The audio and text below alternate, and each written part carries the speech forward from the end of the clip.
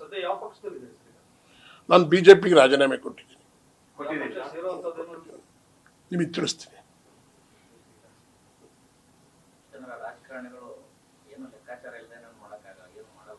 ಇಲ್ಲ ಸರ್, ನಮ್ಮೊಬ್ಬ ಏನು ನೋಡಿದ, ನಾನು ಕೇಳಿ 83ರಲ್ಲಿ MLA ನಿಂತಿದ್ದನು, ಜ್ಞಾಪಕ ಇಟ್ಕೊಳ್ಳಿ. 83ರಲ್ಲಿ 83 ಅಂದ್ರೆ 17 ವರ್ಷ, 17 24 ನನ್ನ ಮ್ಯಾಥಮೆಟಿಕ್ಸ್ ವೀಕ್. ನಾನು 17 24 ಆಯ್ತು ಸರ್, 41 ವರ್ಷ ಆಯ್ತು ನಾನು MLA ನಿಂತು.